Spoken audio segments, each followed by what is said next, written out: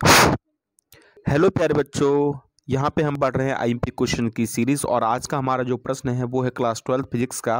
और प्रश्न का जो नाम है वो क्या है, कूलाम का नियम लिखिए और उसे सिद्ध कीजिए। ठीक है, आज के इस वीडियो में हम कूलाम के नियम को पहले समझेंगे, उसके बाद उसे सिद्ध करेंगे, यानी उसके डेरिवेशन को भी हम क्लियर करेंगे। तो चलिए सबसे पहले हम जानते हैं कूलाम का नियम है क्या और किस लिए इस नियम को यूज़ किया जाता है। ठीक है, तो सबसे पहले देखिए क्या है कि भौतिक वैज्ञानिक कूलाम ने दो आवेशों के बीच लगने वाले बल, किसको, दो आवेशों के बीच लगने वाला बल, इसे ज्ञात करने के लिए एक नियम दिया। ठीक है, इस नियम का जो नाम है वही क्या है, कूलाम का नियम। क्लियर। तो दो आवेशों के बीच लगने वाले बल को ज्ञात करने के लिए हम कौन सा नियम यूज़ करते हैं, कूलाम का नियम यूज़ करते हैं। ठीक है, तो अब बात करते हैं हम कूलाम का नियम है क्या, कैसे इसका डेरिवेशन बनेगा। तो देखिए, इस नियम के अनुसार किन्हीं दो आवेशों के बीच लगने वाला बल, अगर हम किन्हीं दो आवेशों के बीच लगने वाले बल की बात करें तो वो क्या होता है। पहली बात तो ये है कि आवेशों के गुणनफल के समानुपाती होता है। क्या होता है, आवेशों के गुणनफल के समानुपाती होता है और आवेशों के बीच की दूरी के वर्ग के व्युत्क्रमानुपाती होता है। ये बस आपको दो बातें याद रखनी है। पहली बात क्या है, जो लगने वाला बल जो F है, बल को क्या बोलते हैं, F, आवेशों के गुणनफल के समानुपाती होता है और उन दोनों आवेशों के बीच की दूरी के वर्ग के व्युत्क्रमानुपाती होता है। ठीक है, तो ये दो बातें आपको क्लियर रखनी है। इसके बाद हम बात करेंगे इसके डेरिवेशन की। अब डेरिवेशन क्या है, देखिए डेरिवेशन समझते हैं। अगर आपने इसको समझ लिया है तो डेरिवेशन क्या किया हमने, क्या किया हमने, माना दो आवेश Q1 लिया और एक क्या लिया, Q2 लिया। हमने क्या किया, यहाँ पे हमने दो आवेश लिए हैं, एक का नाम लिया है Q1, ठीक है, और एक दूसरा हमारा आवेश है Q2। ठीक है, दो आवेश लिए हैं और इनके बीच की दूरी, इन दोनों के बीच जो बीच की दूरी ली है वो हमने ली है कितनी, R, याद रखना। ठीक है, तो हमने क्या किया है, दो आवेश लिए हैं और इन दोनों की बीच की दूरी क्या है, R है, और इस पर लगने वाले बल को हमने माना है F। ठीक है, तो माना दो बिंदु आवेश Q1 और Q2 हैं जिनके बीच लगने वाला बल F। नंबर एक, पहला नियम हम पढ़ेंगे, क्या था पहला नियम, Q1 और Q2 के गुणनफल के क्या होता है, समानुपाती होता है। ये पहला नियम पढ़ा था कि नहीं हमने, देखिए पहला नियम हमारा यही था कि नहीं।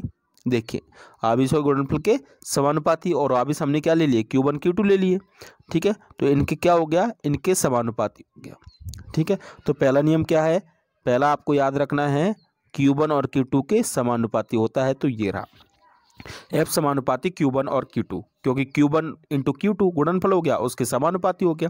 ठीक है, नंबर दो, जो F होता है वो क्या है, दूसरी बात, Q1 और Q2 की बीच की दूरी क्या है, R। ठीक है, Q1 और Q2 की बीच की दूरी R के क्या होता है, व्युत्क्रमानुपाती होता है। ठीक है, कैसा होता है, व्युत्क्रमानुपाती होता है। ठीक है, आवेशों के तो गुणनफल के समानुपाती होता है और बीच की दूरी R के क्या होता है, व्युत्क्रमानुपाती होता है। तो आपको याद रखना है, दूरी के तो आप जो बल होता है वो दूरी के तो कैसा होता है, व्युत्क्रमानुपाती होता है, और आवेशों के कैसा होता है, समानुपाती होता है। ठीक है, तो हम क्या करेंगे, ये आपका दूसरा, यहाँ पे दूसरा डेरिवेशन हो गया। दूसरा डेरिवेशन क्लियर कर लोगे आप लोग। ठीक है, दूसरा पॉइंट ये है। तो दोनों आपके समीकरण नंबर 1 और ये समीकरण नंबर 2 दोनों क्लियर हुए। ठीक है, अब यहाँ पे समानुपाती और व्युत्क्रमानुपाती का मतलब समझ लीजिए। समानुपाती का मतलब ये है कि अगर आप आवेशों को बढ़ाओगे, यहाँ पे क्या करोगे, आप आवेशों को लेके आओगे तो क्या होगा, बल का मान क्या होगा, बढ़ता जाएगा। ठीक है, अगर आप एक और आवेश लेके आ गए तो यहाँ पे और मान बढ़ जाएगा। ठीक है, यानी कि आवेश बढ़ाने पे, आवेश का मान बढ़ाने पर क्या होता है, बल का मान भी क्या होता है, बढ़ता है। वहीं पे अगर हम बात करें किसकी, दूरी की, ठीक है, दूरी बढ़ाने पर व्युत्क्रमानुपाती, यानी कि सिंपल सी बात यह है कि अगर आप आवेशों के बीच की दूरी क्या कर दोगे, बढ़ा दोगे। अगर आपने दूरी क्या कर दी, पहले 5 थी और उसको क्या कर दिया, 10 कर दिया, तो आप समझ लीजिए कि उस पर जो लगने वाला बल है वो भी क्या हो जाएगा, कम हो जाएगा। व्युत्क्रमानुपाती का क्या होता है, उल्टा असर होता है। ठीक है, अगर आप दूरी बढ़ाओगे तो आवेश का मान क्या होगा इसमें, यानी कि वो जो लगने वाले बल का मान क्या हो जाएगा, इसमें कम हो जाएगा। ठीक है, तो ये दो बातें क्लियर हो गया यहाँ तक। ठीक है, इसको मैं हटा रहा हूँ। ये हमारे दो समीकरण बन गए। पहला समीकरण आपको समझ में आ गया, Q1 और Q2 के गुणनफल के समानुपाती होता है, यानी F समानुपाती Q1 इंटू Q2। दूसरा, Q1 और Q2 के दूरी के व्युत्क्रमानुपाती होता है। तो यहाँ पे एफ व्युत्क्रमानुपाती 1/r²। समीकरण 1 और 2 हो गया। अब समीकरण 1 और 2 से हम देखते हैं, यहाँ पे देखो ये भी एफ की वैल्यू है। देखो समीकरण 1 में भी क्या है, ये भी देखिए समीकरण 1 में भी ये एफ की वैल्यू है और समीकरण 2 में भी एफ की वैल्यू है। तो लेफ्ट हैंड साइड बराबर है तो राइट हैंड साइड भी क्या हो जाएंगी, बराबर हो जाएंगी। इसका मतलब हमारा जो नया समीकरण इसी 1 और 2 से जो बन के आएगा वो क्या आएगा, एफ समानुपाती Q1 × Q2। ठीक है। और जब समानुपाती का निशान हटता है तो आपको पता है एक नियतांक आता है, वो नियतांक कौन सा है यहाँ पे, तो वो नियतांक है K। ठीक है। तो एफ बराबर क्या हो गया, K Q1 Q2 × r²। ठीक है, ये हो गया। अब ये हो गया, यहाँ पे अब K की वैल्यू भी चाहिए हमको, तो K की वैल्यू क्या है, तो आपको याद रखना है यहाँ पे K एक नियतांक है और K की वैल्यू है, आपको याद रखना है 1/4πε0। K की वैल्यू क्या है, 1/4πε0। और इसका जो न्यूमरिक वैल्यू है, जो नंबर में जो वैल्यू है वो भी आपको याद रखनी है, तो वो है 9 × 10⁹ और ये आपको इसका SI यूनिट भी याद रखना है। ठीक है, सभी कुछ आपको याद रखना है। तो K की वैल्यू क्या होती है 1/4πε0 और नंबर में इसकी वैल्यू क्या है 9 × 10⁹।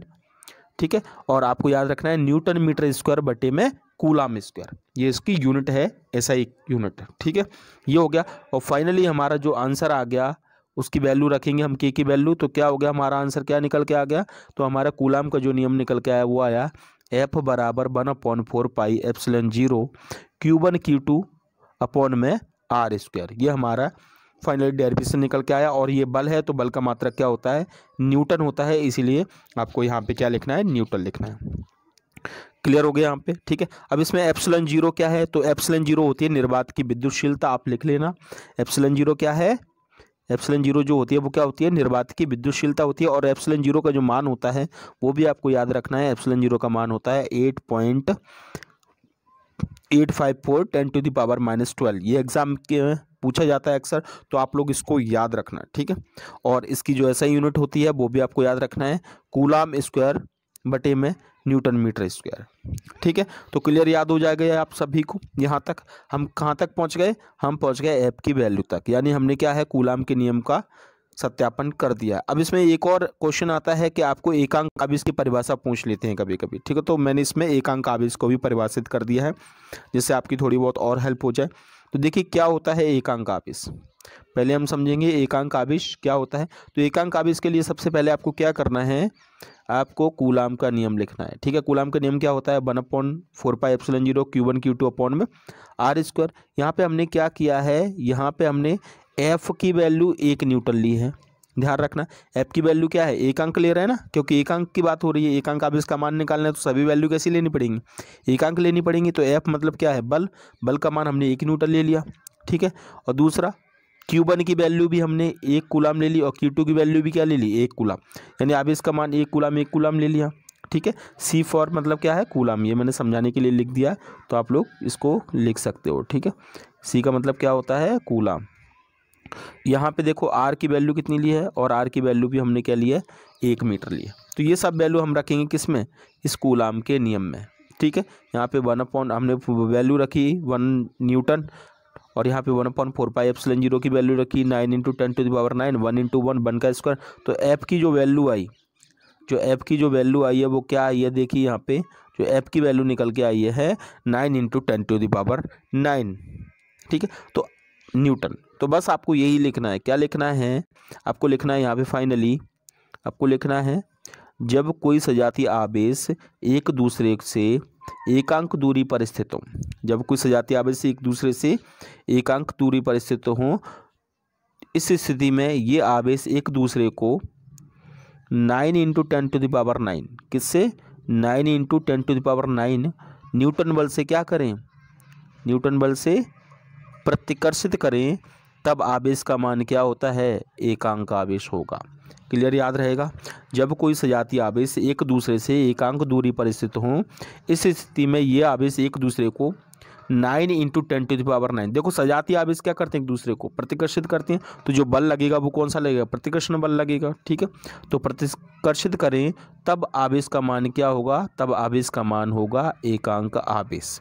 ठीक है। आई होप आप लोगों को ये वीडियो पसंद आया होगा। अगर आपको ये वीडियो पसंद आया तो वीडियो को जरूर लाइक कर दीजिए, चैनल पे नए हो तो चैनल को जरूर सब्सक्राइब कर दीजिए। तब तक के लिए जय हिंद, वंदे मातरम।